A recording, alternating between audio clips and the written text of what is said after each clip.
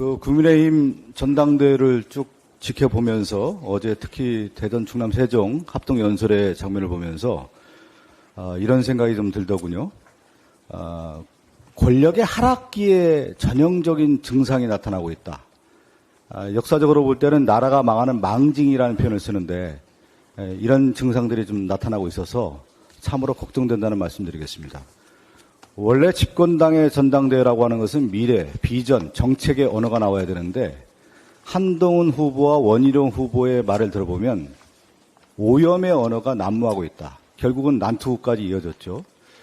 이 나라가 망하는 징조의 여러 증상들이 나타나는 것 중에 하나가 뭐냐면 간신론이 등장할 때 대표적인 언어가 나오는 건데 기억하실지 모르겠지만 박근혜 정부에서도 진박 간별론 하면서 누가 더 충신이냐, 간신이냐, 배신을 했느냐 이 문제가 부각이 됐었는데 이번 국민의힘 전당대회를 보면서 간신론이 등장하고 배신자가 누구냐라고 하는 낙인 효과를 찍으면서 전형적인 권력의 하락기의 모습으로 등장하고 있다는 거죠.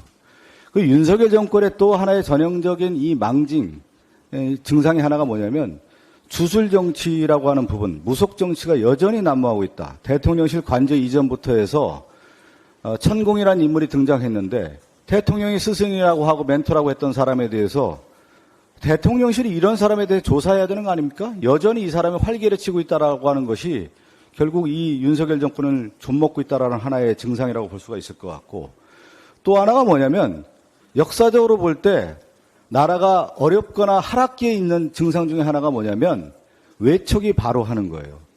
윤석열 정권은 장모, 최은순, 통장장고 위조로 구속되지 않았습니까?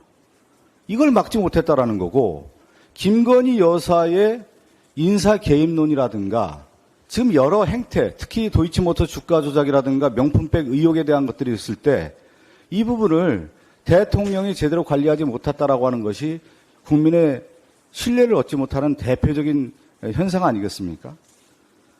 저는 마지막으로 좀 말씀드리고 싶은 것 중에 하나가 뭐냐면 이 국민의힘 전당대회를 보면서 권력의 하락기의 증상이 나타나는 것뿐만 아니라 한국 정치의 수준이 이 정도밖에 안 되는 건가.